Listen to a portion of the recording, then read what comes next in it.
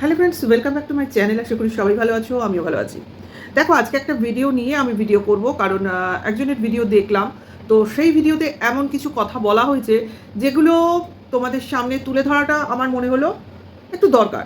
কারণ জিনিসটাকে এভাবেও ভাবা হচ্ছে না, জিনিসটা অরিজিনাল সেটাও তো আমাদের বোঝা উচিত, তাই না?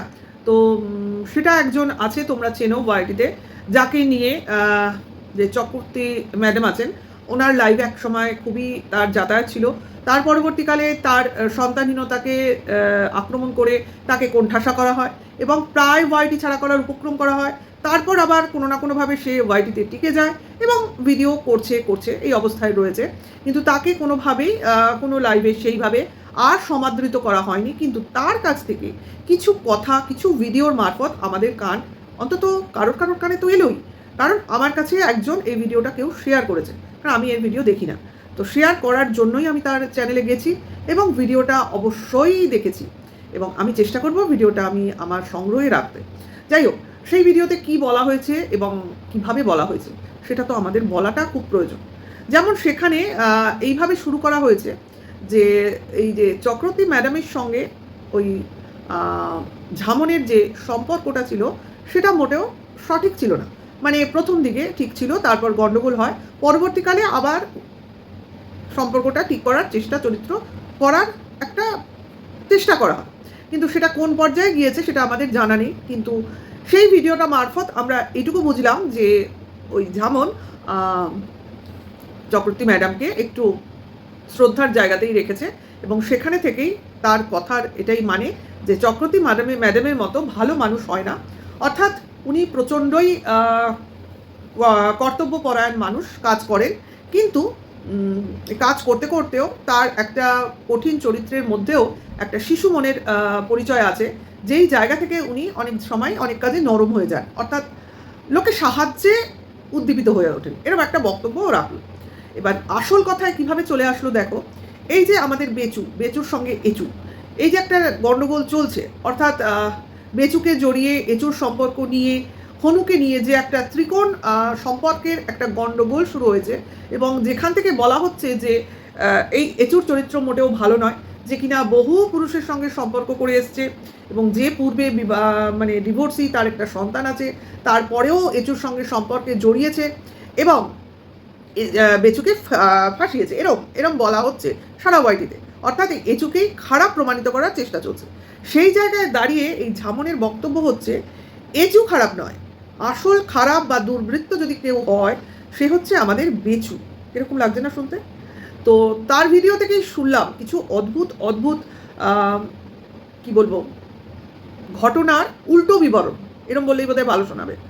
তো সেখান থেকে জানলাম যে এই এচুর সঙ্গে বেচুর যে সম্পর্কটা, এটা নাকি বেচুর দিক দিয়েই প্রথম রিকোয়েস্টেড হয়েছিল।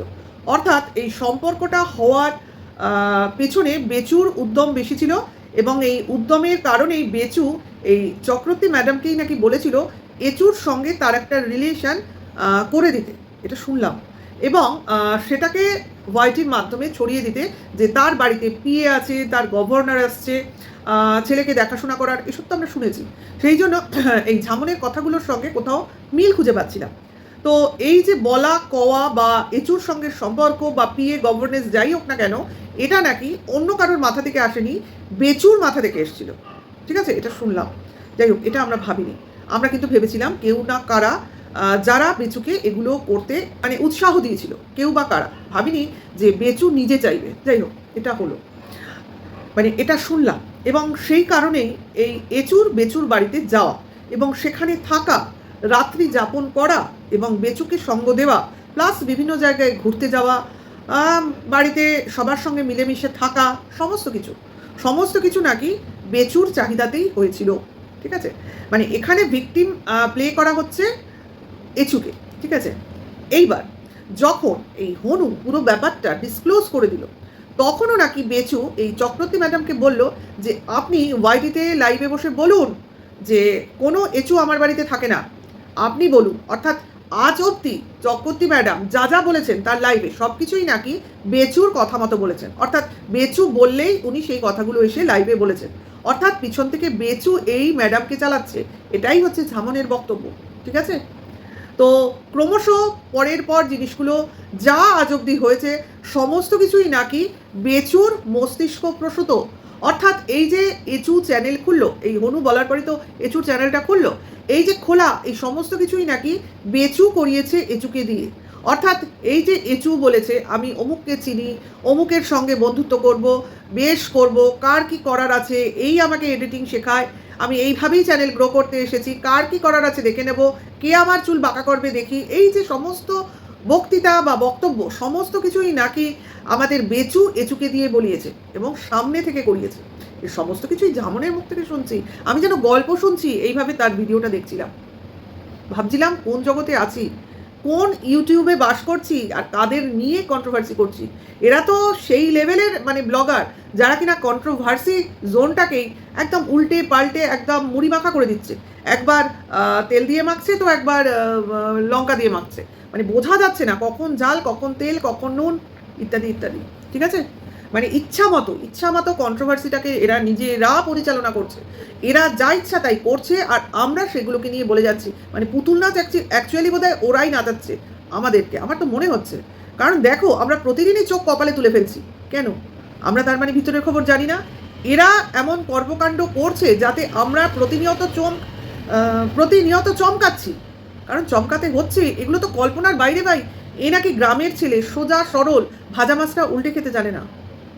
আজকে কিমা তাদের বাড়িতে যেত, কারণ কিমা সেখানে যেতে ভালোবাসতো, নিজের লোক, কিন্তু কিমার যাওয়া আটকিয়েছে বেচু, কারণ কিমা এই ব্যাপারে প্রতিবাদ করেছিল। এটাও শুনলাম সামনের কাছ থেকে, যদিও কিমাও বলেছিল আড়ালে আবডালে, একদম ডাইরেক্ট বলেনি।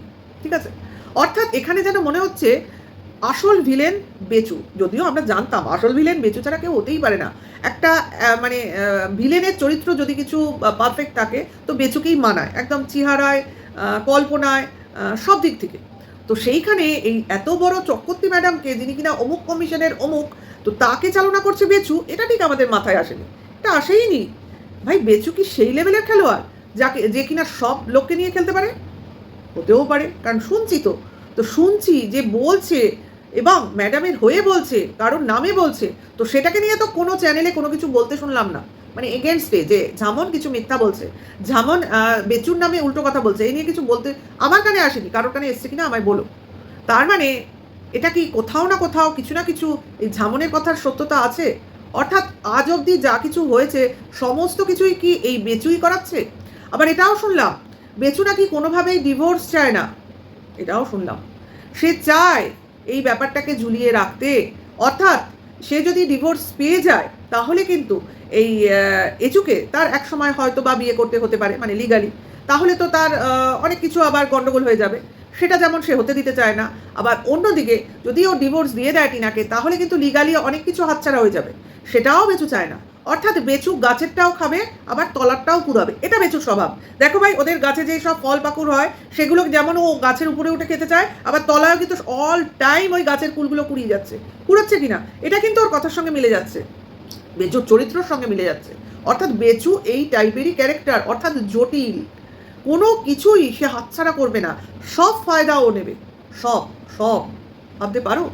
আজকে ওর কথা মানে ঝামনের কথা সত্যি হোক আর মিথ্যা হোক, মেনে নিতে আমাদের কষ্ট হচ্ছে না, কারণ এটা হলেও হতে পারে। হ্যাঁ, প্রুফ নেই, কথা বললেই তো হবে না, তার সঠিক প্রুফ আসতে হবে। অর্থাৎ হয় এই বেচুকে দিয়ে বলাতে হবে যে সে এটা করেছে, অথবা এই যে বেচু চক্রবর্তী ম্যাডামকে দিয়ে করিয়েছে সেটা চক্রবর্তী ম্যাডাম নিজে বলুক, তাহলে একদম দুধ কা দুধ পানি কা পানি হয়ে যায়। এটা যেদিন হবে তো সেদিন তো পুরোপুরি স্ট্যাম্প বসে গেল ঝামনের কথায়, আর না হলে এটা ওই কথায় রটনায় ঘটনায় এরকম ঘুরে ফিরে বেড়াবে।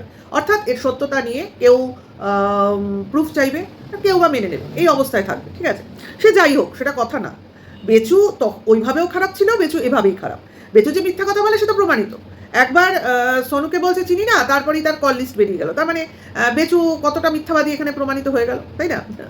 এই বেচু বললো অমুক নামের কাউকে চিনি না, আমাদের বাড়িতে কেউ নেই, অথচ বেচুর বাড়িতে তার ঘোরা ফেরা, তার অবয়ব সব কিছু আমরা ছবির মাধ্যমে দেখতে পাচ্ছি, অথচ বেচু তাকে চেনে না, তার বাড়িতেই আসেনি, ভাবা যায়? তাহলে বেচুর মিথ্যা তো তার ঠোঁটের আগায়, কাজে বেচু যে মিথ্যাবাদী সেটা তো আর নতুন করে প্রমাণ করার প্রয়োজন নেই, তো পদে পদে মানে কি বলবো, লোকের মুখে মুখে ঘুরছে বেচুর মিথ্যা কথা, ঠিক আছে। তো বেচু যে কতটা 2 নম্বরই, কতটা শিয়ানা শয়তান, সেটা তো যবে টিনা ওই বাড়ি থেকে বেরিয়ে গেছে তার আগে, অর্থাৎ 14ই আগস্ট থেকেই প্রমাণস্বরূপ টিনার কাছে আছে। কারণ টিনা তখনও বাড়ি থেকে বেরোয়নি, টিনার অ্যাকাউন্ট থেকে সমস্ত টাকা ট্রান্সফার হয়ে গেছে। এটা তো ব্যাংকে মানে ট্রানজাকশনের প্রমাণ প্রুফ সমেত টিনার কাছে বিদ্যমান। আর যদি নাও থাকে, ব্যাংকে আছে ভাই, ব্যাংকে গেলেই দেখা যাবে, ট্রানজাকশন সারা জীবন থাকে, অনলাইন খুললে বা পাসবই দেখলেই সমস্ত কিছু বেরিয়ে যাবে, ঠিক আছে। ওগুলো কোনোদিনও ডিলিট হয় না। তাহলে বুঝে দেখো, যে ছেলে অমুক ডেটে গিয়ে বউ চলে যাওয়ার পর ওই নাটকবাজি ভিডিও করতে পারে যে আমার কি হয়ে গেল, আমার কি সর্বনাশ হয়ে গেল, অমুক হলো তমুক হলো, অথচ সে আগে থেকেই সব ব্যাপারটা প্ল্যান করে রেখে দিয়েছে যে আমি জানি আমার বউ চলে যাবে। কি করে জানলো? প্রথম কথা, 14 তারিখ ও কি করে জানলো 17 তারিখ ওর বউ চলে যাবে? কি করে? ওয়াই? কিভাবে? হাউ? কি করে? আমি তো বুঝতেই পারছি না। তাহলে কেউ প্ল্যান করেছিল যে আমি যে করেই হোক বউকে বাড়ি থেকে ভাগাবো, নাকি টিনা ওকে বলেছিল যে আমি অমুক দিন চলে যাব? কোনটা সঠিক, যার কারণে তাকে 14 তারিখ থেকে টাকাগুলো ট্রান্সফার করতে হলো? এই একটা পয়েন্টেই তো বেচু আটকে যাবে। কেন? তার বউ চলে যাওয়ার আগে তার বাড়িতে থাকাকালীন বউয়ের অ্যাকাউন্ট থেকে টাকাগুলো ট্রান্সফার হয়ে গেল উইদাউট হার কনসেন্ট। কি করে? এর কোনো উত্তর নেই, এর উত্তর দেওয়ারও প্রয়োজন নেই, কারণ মুখ নেই, বলার মুখ নেই।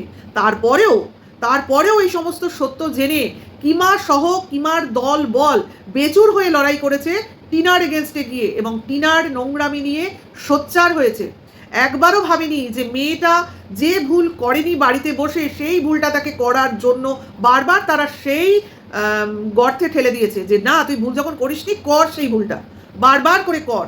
তাকে একবারও কেউ বাঁচাবার চেষ্টা করেনি, তখন তো করেইনি যে না তুই উঠে আয়, না তুই ফিরে আয়, না তোকে নিয়ে বলবো না, তুই ভালো করে বাঁচ, কেউ ভাবেনি। শুধু তারা তখন বেচুর ফরে থাকার কথা ভেবেছে, বেচুর হয়ে বলেছে। একবারও তাদের মাথায় বুদ্ধিতে কোনো যুক্তি তর্ক গল্প কিচ্ছু আসেনি যে কেন, তারা কি জানতো যে তার আগে টাকাগুলো সরিয়ে দিয়েছিল বেচু? যদি না টিনা সেই ব্যাঙ্ক অ্যাকাউন্টের ডিটেলস ওয়াইটিতে শো করতো, যদিও সেই ভিডিওটা ওয়াইটি টেক ডাউন করে নিয়েছিল, কিন্তু আছে, সেগুলো এফবিতে আছে এখনো, না থাকলেও টিনার কাছে আছে আমরা যতদূর জানি। তাহলে সেই দিনটা সেই অ্যাকাউন্ট ডিটেলসটা না দিলে বেচুর স্বরূপ তো জানতেই পারতাম না। ক্রমশ অনেক স্বরূপ আমাদের সামনে চলে এসছে ডে বাই ডে। আজকের ডেটে তো বেচুর মতো শয়তান দুটো খুঁজে পাওয়া যাবে না। এমনকি তার ফ্যামিলি মেম্বার নিয়েও সবাই তার দিকে লোকজন সোচ্চার হচ্ছে যে বেচু খারাপ তো ঠিক আছে, বেচু অমুকের সঙ্গে থাকছে সেটা ঠিক আছে, কিন্তু সেই খারাপ মহিলাকে নিয়ে বেচু তার ছেলে মা বাবা সবাইয়ের সঙ্গে বসে টেবিল শেয়ার করছে, খাচ্ছে, গল্প করছে, তাহলে কি করে বেচুকে একা খারাপ বলা যেতে পারে তার ফ্যামিলিকে বাদ দিয়ে? আরে ভাই, ফ্যামিলি তো এন্ট্রি দিয়েছে বলেই তো সে ঢুকতে পেরেছে, তাই না? হ্যাঁ, হতে পারে বেচুর কেউ না বলার কেউ নেই। আরে ভাই, বাবা তো এগেনস্টে যেতেই পারতো, মাও তো এগেনস্টে যেতে পারতো, কই যায়নি তো, শুধু ছেলের পা চেটে গেছে যে ছেলে যাই করবে তাই ঠিক। মানে এই যে মা বাবার প্রশ্রয়, মানে একটা কি বলবো, অন্যায়ের প্রশ্রয়, এর জন্যই আজকালকার কোনো ছেলে বা মেয়ে সঠিক মানুষ হতে পারে না। এই জন্যই তিলোত্তমার এই হাল হয় আমাদের মতো দেশে। শুধুমাত্র একটা মানে কি বলবো, স্নেহের আদর, স্নেহের প্রশ্রয়, অন্যায়কে না দেখা, আনদেখা করা, এটার জন্যই আজকে সমাজের অবস্থা এত খারাপ, সমাজে দুর্ভিক্ষ ছড়িয়ে পড়ছে। যাই হোক, অনেক কিছু শুনলাম, যদিও প্রুফ নেই এই কথাটা নিয়ে আমরা সোচ্চার হওয়ার থেকেও তার ভিডিওটা প্রমাণস্বরূপ থাক, ভবিষ্যতে তো অনেক কিছুই বেরোবে। তো গতকাল একটা লাইভ হয়েছে, লাইভে অনেক কিছু হয়েছে, যদিও আমি লাইভের শুরু থেকে দেখিনি। হ্যাঁ, চক্রবর্তী ম্যাডামের লাইভের কথাই বলছি, সেই লাইভের শুরু থেকে আমি দেখিনি, মাঝপথে ঢুকেছি, কারণ অনেক রাতে লাইভটা শুরু হয়েছে এবং সেই লাইভে এমন কিছু ঐতিহাসিক ঘটনা ঘটেছে, সেই ঘটনাগুলো নিয়ে অবশ্যই আমি একটা ভিডিও করব। শুধু এখানে বলার আছে যে রিমকে বলবো, ব্রেভো, যখন নিজে মানে কাউন্টার হয়েইছি তো কাউকে ফাঁসিয়ে তবে ফাঁসবো ভাই, একদম সঠিক আছো, সঠিক জায়গায় সঠিক কথা বলেছো যে এই ম্যাডামও ইনস্ট্রাকশন দেয়, তোমরা ওটা বলো, ওইভাবে বলো। যাই হোক, থ্যাঙ্কস ফর মানে একটা লাইভে উঠে সবার মাঝখানে এইভাবে আসল সত্যিটা প্রকাশ করে দেওয়ার জন্য। এইটুকুর জন্য আমি রিম্পার পাশে রয়েছি। আমি কমেন্টস করেছি লাইভে যে রিম্পার এই সাহসিকতার আমি অবশ্যই প্রশংসা করি। হ্যাঁ, ও একটা বিপদে পড়ে কোণঠাসা হয়ে তবে বলতে বাধ্য হয়েছে, এটাও ঠিক, কিন্তু ওকে বাজেভাবে রংলি তোমার ফ্রেম করা হচ্ছিল, এটাও বলতে গেলে ঠিক জিনিস নয়। তার বাবাকে তার জন্ম পরিচয় নিয়ে তাকে যেভাবে অ্যাটাক করা হচ্ছিল, সেখানে যদি ও চুপ করে থাকতো, আজকে রিম্পাকে আমি জাস্ট মানে বলতাম, আর কিছু নয়। বাবা মার সম্মান তার ছেলে মেয়েই রাখতে পারে, সে যেই হোক আমার সামনে, প্রাইম মিনিস্টার আসলেও কিছু এসে যায় না, ঠিক আছে? তো এটা নিয়ে আমি আলাদা ভিডিও করবো, এই ভিডিও সেরকম কিছু বললাম না, জাস্ট একটু ছুঁয়ে গেলাম, কারণ লাইভটা দেখার প্রয়োজন আছে, পুরো লাইভ দেখা সম্ভব হয়নি। ভাই লোকেরা তো সময় কই ওইসব লাইভে সারাক্ষণ দেখবো, হ্যাঁ পরে দেখবো, রেকর্ডিং দেখবো, তার জন্য দেখিনি, তার জাস্ট ছুঁয়ে গেলাম, একটু চোখে পড়েছিল তার জন্য। আর বাকিটা অবশ্যই নেক্সট ভিডিওতে আবার দেখা হবে। ভালো লাগলে লাইক কমেন্ট শেয়ার করো। আর আজকের জন্য এইটুকুই। আজকে আর সেকেন্ড ভিডিওর পর থার্ড ভিডিও আসবে না, কারণ আমি বাড়িতে থাকবোই তো না, আজকে বিয়ে বাড়ি আছে, ঠিক আছে? তো এখনকার জন্য এইটুকু। ভালো লাগলে লাইক কমেন্ট শেয়ার করবে, নেক্সট ভিডিও ওয়েট করবে। আগামীকাল আবার দেখা হবে। এখনকার জন্য এইটুকু। Tata, by.